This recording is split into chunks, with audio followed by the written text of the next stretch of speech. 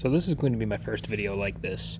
Based on the advice of some people I respect, I decided that rather than just uploading quick footage like this with calming music over it, or just uploading myself talking to a camera about politics, I would combine the two to be a little bit different than the other 1,000 people that do both of those kinds of things.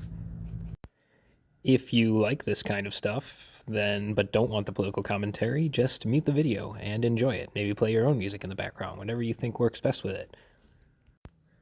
I hope to make a lot more of these videos, so for the very first one I wanted to make it kind of a prediction that I hope I'm wrong, but I'm seeing more and more signs that we could be potentially going towards a bad way from both sides of the political aisle. And I'm, of course, talking about the principle I view more important than any other principle, even the right to bear arms, and that is the right of free speech, the right to express yourself, to say how you feel and what you think. Now, if you're watching this, you're probably familiar with horseshoe theory, but if you're not, I'll give you a brief summary. It's effectively that the people on the extremes of the political spectrum are actually closer to each other than they are to the people in the center, so that the political graph would look more like a horseshoe. The far right and the far left are much closer to each other than they are the center. I'm especially seeing this argument play out in exceptions to freedom of speech. From the right-wing perspective, it is socialism and communism that are too dangerous of ideologies to be allowed. And from the left wing, it is fascism and nationalism. They're too dangerous of ideologies to be allowed. Now, both of these sides have historical arguments to back up their claims. It could be said that governments claiming to be communist and governments claiming to be fascist have led to the deaths of millions of people throughout human history. This is historically documented and not really a subject of debate. And nobody better start with it wasn't real fascism or it wasn't real communism or any of that crap in the comments. Effectively, the argument from both sides is that this one ideology, either fascism or communism, is too dangerous to be, not exempt from freedom of speech. That if people are allowed to openly talk about it and discuss it, it will only inevitably lead to the downfall of society. I'm not going to get into the exceptions of free speech, like yelling fire in a theater or not call to violence, because I don't really believe that applies to an ideology. I mean, unless, of course, you believe that a call to violence is inherent in the ideology, but I believe a direct call to violence is a call to violence, an implicit call to violence is not a call to violence. I believe this because people do not take the same implications from the same information. Everyone's different.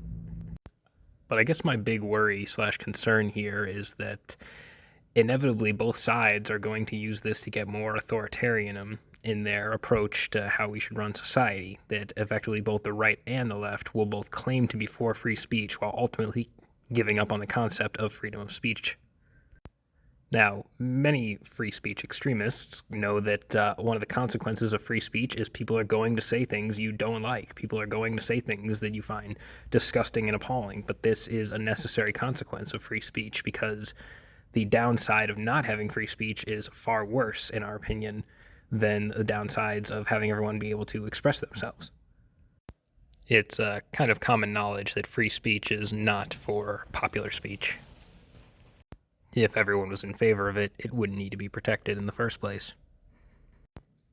And that's basically my prediction for, how the future is going to go. I really hope I'm wrong, but it's looking more like everyone says, oh, they're in favor of freedom of speech and freedom of expression, except this one exception because, that's just not allowed. Everyone should be able to express their opinion, except for the people I don't like the most.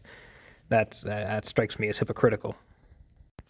I believe that part of the reason America was able to make so much social progress in a relatively short time compared to the rest of the world was that everyone had the freedom of speech. They were able to express how they felt about certain issues. If we were to ban things because they were offensive or hateful to people, well, I'm sure a lot of slave owners found abolition very offensive. There were probably many Christian religious extremists who found the concept of allowing any other kind of Christianity except theirs to be allowed in their community. They probably found that very offensive. I just worry that the future is going to turn into a place where the feelings of those who are offended matter more than the feelings of those who want to express themselves. because I'm nearly certain that what's offensive is just going to be everything that disagrees with the current ruling party or whoever is in power. That's my thoughts. Thank you for listening. If you like this video, let me know. Or don't. It's whatever you want.